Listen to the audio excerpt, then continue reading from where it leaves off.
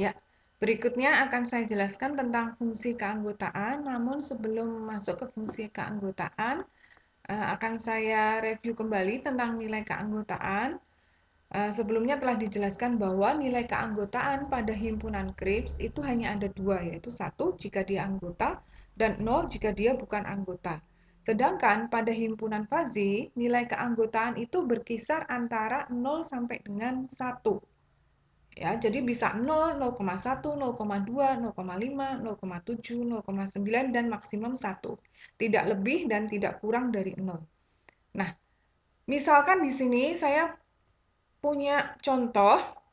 Ini di sini telah ada 4 orang yang bisa Anda lihat sesuai dengan warnanya.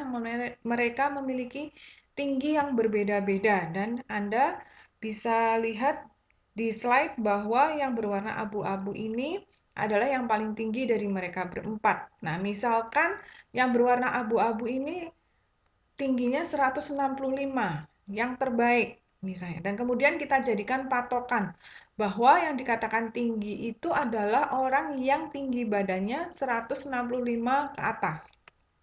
Misalnya. Sehingga supaya benar-benar tinggi, tinggi badan seseorang itu harus lebih dari ini. Dikatakan dia benar-benar tinggi itu, maka dia harus lebih dari batas ini, 165 cm tingginya.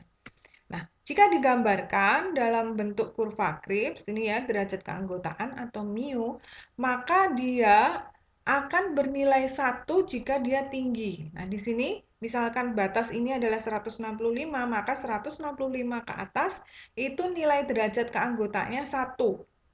Ya, berapapun di sini tinggi badannya, derajat keanggotaannya adalah 1. Tidak mungkin lebih dari 1, 1,5, 1,75 itu kalau Fuzzy tidak mungkin. Jadi, kalau misalnya di set di sini batasnya 165 itu tinggi, maka 165 ke atas itu nilai derajat keanggotaannya 1. Sedangkan di bawah 165 ya 150, 149 dan seterusnya itu nilai derajat keanggotaannya 0. Ya, ini kalau kurvanya Kripps ya. Kurvanya Kripps. Nah, sekarang untuk menentukan nilai keanggotaan ya, masing-masing tinggi badan tentu akan berbeda-beda nilai keanggotaannya. Pada Fuzzy itu ada 3 cara yang bisa kita lakukan, yaitu dengan pendekatan fungsi, clustering, dan jaringan saraf tiruan. Nah, pada pembahasan kali ini kita akan lebih menekankan bagaimana menentukan nilai keanggotaan dengan pendekatan fungsi. Ya, jadi dalam fungsi keanggotaan Fuzzy itu ada beberapa grafik fungsi yang bisa kita gunakan untuk menentukan nilai derajat keanggotaan suatu nilai. Yang pertama ada representasi linear. Nah, pada representasi linear ini permukaan digambarkan sebagai suatu garis lurus. Kalau Anda masih ingat, kemarin di kecerdasan buatan bab 8 atau 9 itu juga saya sudah memberikan materi fungsi keanggotaan untuk menghitung nilai derajat keanggotaan Fuzzy yang sederhana ya. Waktu itu ada linear naik, linear turun, segitiga, kemudian kurva bahu ya. Nah, representasi linear ini nanti dibagi menjadi dua, yang kurvanya naik seperti ini dan nanti satu lagi kurvanya turun. Kemudian gabungan dari naik dan turun itu ada segitiga. Ya, dan juga kurva bahu. Nah, di sini bisa Anda lihat bahwa di grafik sumbu Y-nya itu merepresentasikan nilai derajat keanggotaan mu X. X-nya ini adalah suatu nilai yang dicari derajat keanggotaannya. Nah, batasan derajat keanggotaannya itu antara 0 sampai dengan 1, tidak kurang, tidak lebih. Sedangkan sumbu X-nya itu adalah nilai yang akan dicari nilai derajat keanggotaannya. Nah, untuk menentukan nilai derajat keanggotaan suatu nilai atau suatu elemen dengan menggunakan representasi grafik linear naik, ini namanya linear naik ya. Ya, bisa Anda tambahkan sendiri di penjelasan Anda, ini namanya linear naik. Itu rumusnya adalah, nih, jika nilainya itu berada di antara domain A dan B, di mana A ini adalah batas bawah dan B ini adalah batas atas, maaf jangan tertukar ya, B bawah A atas, tidak. Yang A ini adalah batas bawah, yang B ini adalah batas atas. Maka untuk menentukan nilai derajat keanggotaan, suatu nilai yang berada di antara A dan B itu dapat dihitung dengan mencari nilai X-nya. X itu adalah nilai yang dicari derajat keanggotaannya, dikurangi A, di mana A ini adalah batas bawah, dibagi batas atas dikurangi batas bawah. Sedangkan untuk nilai yang berada di bawah batas bawah, ya, itu nilai derajat keanggotaannya adalah 0. Jadi, X itu nilai derajat keanggotaannya 0 jika X itu nilainya kurang dari sama dengan A. Dan nilai derajat keanggotaan X itu 1 jika X-nya itu lebih dari batas atas atau B. Nah, ini contoh. Ya, saya punya himpunan umur. Ya, himpunan umur yang variabelnya antara lain ada tua di sini. Nah, umur tua ini domainnya antara 35 dan 60. Jadi batas bawahnya 35 dan batas atasnya adalah 60. Kemudian ada seseorang yang umurnya 50 tahun. Nah, lalu berapa nilai derajat keanggotaannya? Ya, berapa nilai derajat keanggotaannya? Nah, ya kira-kira 50 di sini kalau kita gunakan rumus yang tadi ini, X dikurangi batas bawah dibagi batas atas dikurang batas bawah. Nah, ini maka di sini dapat kita ketahui bahwa batas bawahnya adalah 35, batas atasnya 60. Sedangkan nilai X-nya, X ini adalah 50. Maka mu tua 50 itu berarti nilai derajat keanggotaan umur tua yaitu 50 tahun dapat dicari dengan 50 dikurangi batas bawahnya dibagi batas atas dikurangi batas bawah sehingga ketemu 0,6.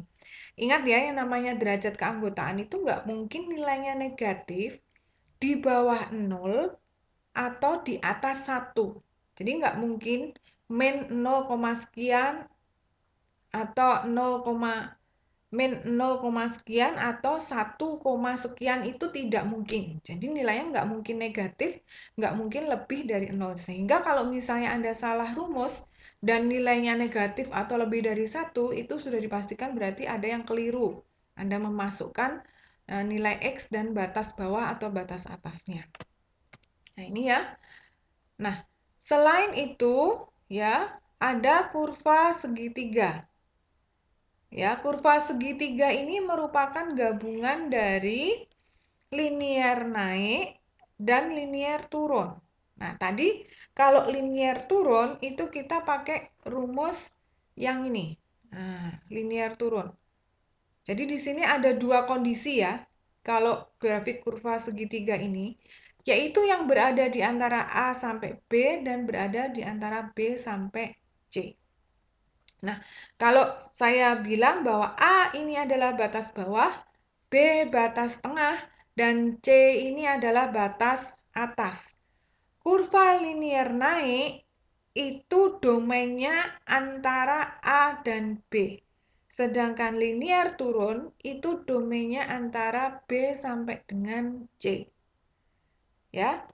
Sedangkan di bawah A atau lebih dari C, ini bisa Anda lihat, nilai derajat keanggotaan X ya yang memiliki batas ABC yaitu bawah, tengah, atas akan memiliki nilai derajat keanggotaan 0 jika X-nya itu kurang dari sama dengan A atau X-nya lebih dari sama dengan C. Jadi di daerah ini dan ini itu sudah bisa dipastikan bahwa nilai derajat keanggotaannya itu adalah 0. Sedangkan yang tepat berada di pusat, di tengah-tengah, yaitu di B, itu kalau kita tarik garis ke kiri, maka nilai derajat keanggotaannya adalah 1. Ya, nilai derajat keanggotaannya adalah 1. Lalu untuk menghitung di antara A dan B menggunakan linear naik, tadi rumusnya ini. X dikurangi batas bawah, batas atas dikurangi batas bawah. Di sini B-nya adalah batas tengah. Jadi Anda jangan keliru mengambil nilai yang ini. Ya, ingat linear naik ini, sisi kiri ini domainnya adalah A sampai B.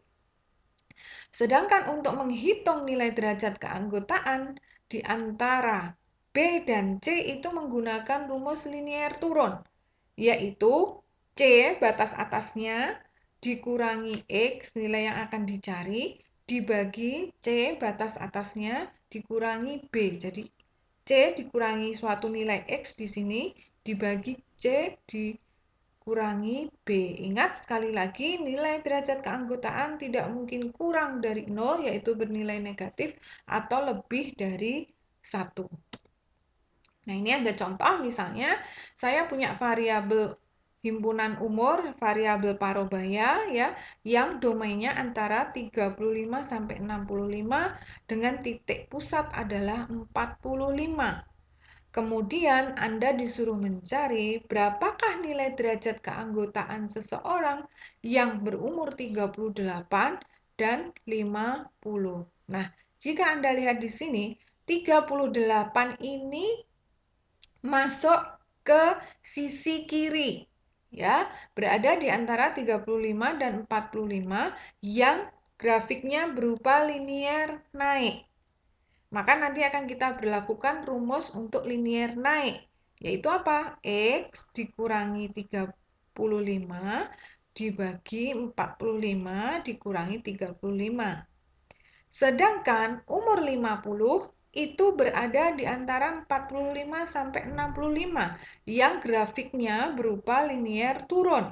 Maka nanti akan kita berlakukan rumus mencari nilai derajat keanggotaannya yaitu 65 dikurangi X-nya 50 dibagi 65 dikurangi 45. Nah, di sini ketemu untuk 38 dengan memasukkan pada fungsi linear naik, ketemu nilai derajat keanggotaannya adalah 0,3, sedangkan umur 50 tahun masuk ke linear turun, nilai derajat keanggotaannya adalah 0,75. Sehingga bisa dikatakan bahwa umur parubaya 38 itu masuk ke kategori parubaya dengan nilai keanggotaan 0,3.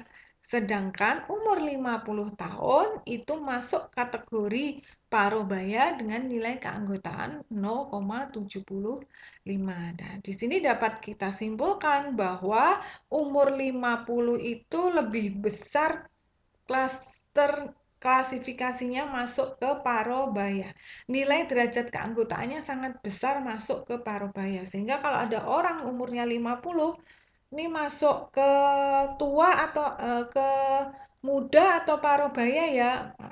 Kalau derajat keanggotaannya lebih besar ke parobaya, maka kemungkinan besarnya adalah bahwa umur 50 tahun itu masuk ke parobaya. Sedangkan umur 38 masuk ke muda. Ini tadi untuk contoh sebelumnya, umur 50 tuh masuk ke tua 0,6. Ya, 50 tadi masuk ke tua 0,6. Sedangkan masuk ke parobaya 0,75. Ya, jadi lebih cenderung ke parobaya. Nah, berikutnya ada kurva sigmoid atau logistik. Ini kurvanya seperti linear naik, tetapi garisnya lebih melengkung. Ya, tidak lurus sehingga lebih banyak nilai yang bisa diakomodasi dengan kurva lengkung ini. Nah, di sini ada 3 titik yang harus Anda ketahui, yaitu titik alfa, kemudian titik infleksi, kemudian beta, dan titik gamma. Ya, titik bawah, tengah, dan kemudian titik atasnya. Nah, titik infleksi ini beta ya, titik tengahnya. Nah, untuk menentukan nilai derajat keanggotaan, kalau yang nilai derajat keanggotaan X yang tepat berada di titik infleksi karena dia berada di tengah-tengah itu adalah 0,5 ya. Sedangkan untuk nilai derajat keanggotaan elemen atau X yang berada di antara alfa dan beta itu bisa dicari dengan menggunakan rumus ini. 2 dalam kurung X dikurangi alfa dibagi theta dikurangi gamma dikurangi alfa dikuadratkan. Ya, jadi dihitung dulu ini yang di dalam kurung dikuadratkan baru dikalikan 2. Sedangkan yang berada di beta dan gamma itu 1 dikurangi ini tadi. Ya. Nih, jadi kalau dalam kurva sigmoid, kurva S ini seperti linear naik, tapi di sini ada titik infleksi atau titik tengahnya. Ya, contohnya misalnya masih sama, saya punya himpunan umur tua yang nilai alfanya 45, kemudian nilai gamanya 65. Jadi nilai betanya berapa? Titik infleksinya berapa? Ya, tinggal kita bagi. Nah, kita kurangi dulu 65 dikurangi 45 ini adalah 20. Ya.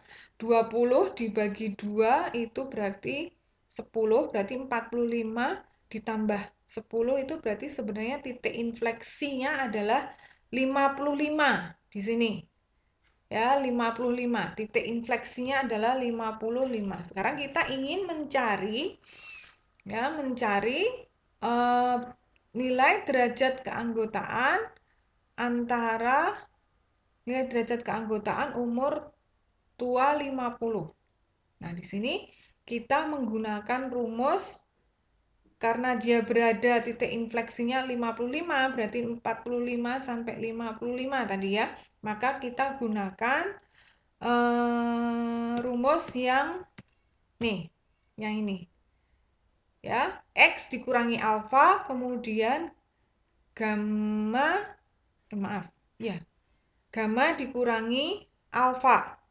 Ya, kalau dia berada di antara alfa dan titik infleksi. Nah, di sini makanya kalau grafiknya sigmoid ini Anda harus tahu dulu titik infleksinya. Di sini tidak diketahui titik infleksinya, padahal sebenarnya titik infleksinya itu bisa kita hitung dari mana? 65 dikurangi 45 dibagi 2. 65 dikurangi 45, 20 dibagi 2 adalah 10. Maka kita tinggal menambahkan 45 ini dengan 10, ketemu 55. Jadi titik betanya adalah 55. Sedangkan 50 ini di bawah titik beta ya, di antara 45 sampai 55. Sedangkan 58 ini sudah lebih dari titik beta karena titik betanya adalah 55. Sehingga yang umur 50 ini kita pakai rumus yang ini, dan yang 58 di antara beta dan gamma itu kita pakai rumus yang ini. Sehingga ketemu 50 tahun itu masuk tua 0,125 dan 58 itu masuk tua 0,755. Ya, gitu. Nah, ini ada grafik sigmoid turun. Atau kalau dalam MATLAB itu namanya grafik ZMF. Ada SMF, ada ZMF. S itu kalau grafiknya naik, SMF sigmoid membership function. Sedangkan kalau Z itu adalah kurva sigmoid yang terbalik. Jadi seperti kurva linear turun. Ini sama juga, ada titik infleksinya juga. Ya, rumusnya tinggal dibalik. Titik infleksinya mana? Ya, tinggal kita hitung di sini itu batas bawahnya 25, batas atasnya 45. 45 dikurangi 25 itu berarti 20. 20 bagi 2 10. 10 25 tambah 10 adalah 35. Jadi sebenarnya ini titik infleksinya adalah 35. Sehingga kalau di sini kita disuruh mencari nilai derajat keanggotaan umur 32 dan 40, yang 32 ini berada di antara 25 dan 35, dan 40 ini berada di antara 35 dan 45.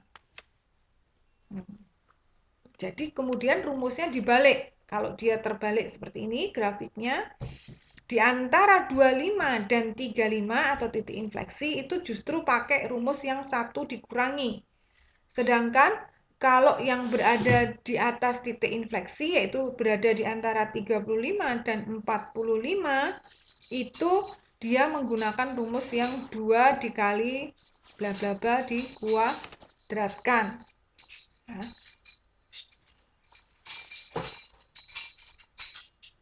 ya, jadi paham ya?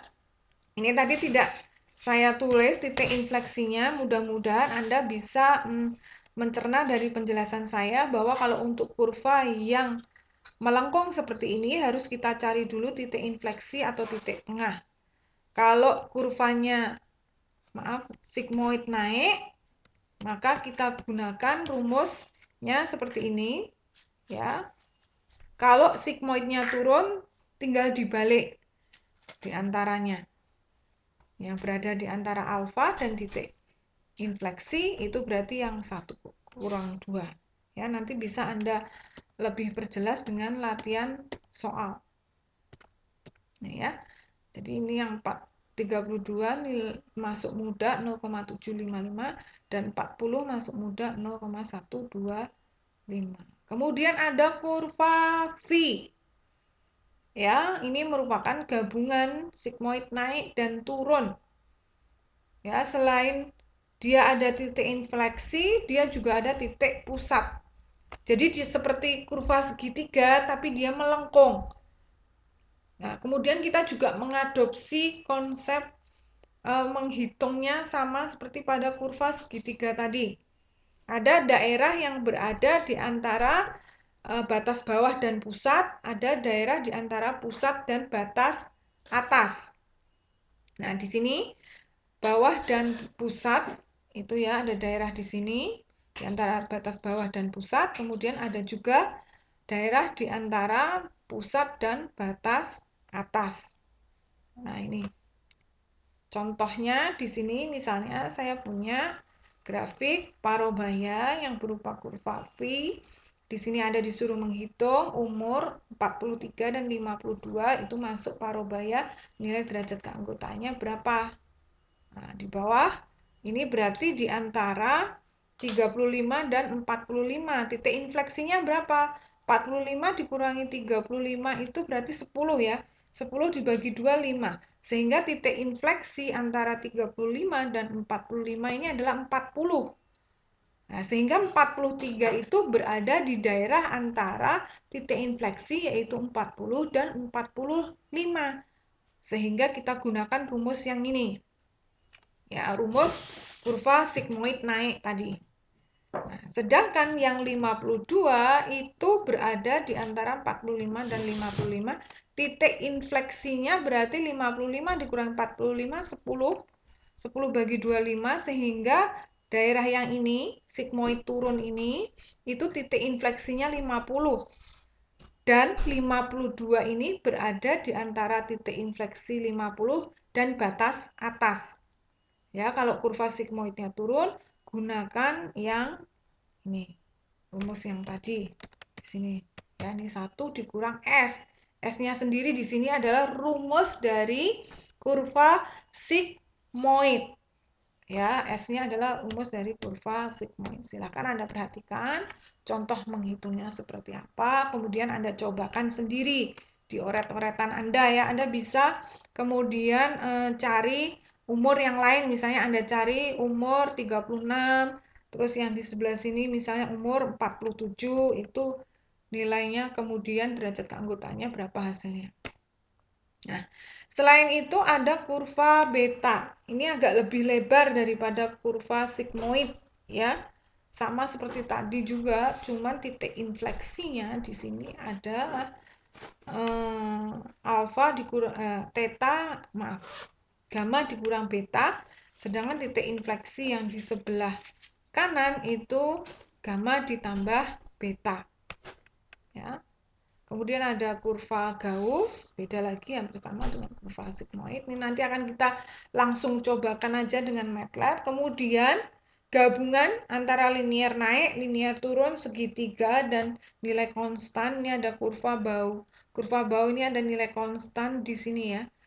Nah, ini sehingga seperti bahu. Ini ada nilai konstan di sini sehingga nilai derajat keanggotaan X yang nilainya kurang dari sama dengan 15 itu masuk dingin nilai derajat keanggotaannya 1. Sedangkan X yang berada di atas 35, lebih dari sama dengan 35, 36, 37, 40, 50, dan seterusnya, itu otomatis masuk ke himpunan panas, ya, suhu ruangan panas dengan nilai derajat keanggotaan 1. Sedangkan yang berada di pusat-pusat ini 20, 25, 35 itu masuk ke sejuk, normal, hangat dengan nilai derajat keanggotaan 1. Sedangkan yang berada di 15 sampai 20 ini dihitung dengan menggunakan linear naik dan juga linear turun. Ya, lebih besar mana nanti? Seperti itu. Bahu kiri ini bahu kanan. Nah, demikian untuk penjelasan tentang grafik fungsi keanggotaan ya. Nah, mudah-mudahan dapat difahami. Nanti kita cobakan juga dengan MATLAB-nya seperti apa. Nah, untuk memahamkan Anda untuk menghitung nilai derajat keanggotaan, silahkan Anda latihan. Ya, latihan untuk menghitung nilai derajat keanggotaan nih, misalnya Anda cari kalau 17 berapa nilai derajat keanggotaannya 18. Kalau 17, kalau ada nilai di antara 15 20 ini berarti dia masuk 2 ya. Dingin juga, sejuk juga. Tinggal nilai derajat keanggotaannya berapa. Misalnya 17 di sini. 17 ini masuk dingin juga, masuk sejuk juga. Masuk dingin dengan dihitung menggunakan grafik fungsi keanggotaan linear turun, masuk ke sejuk digunakan dihitung menggunakan grafik fungsi linear naik. Seperti itu. Ya, mudah-mudahan dapat dipahami.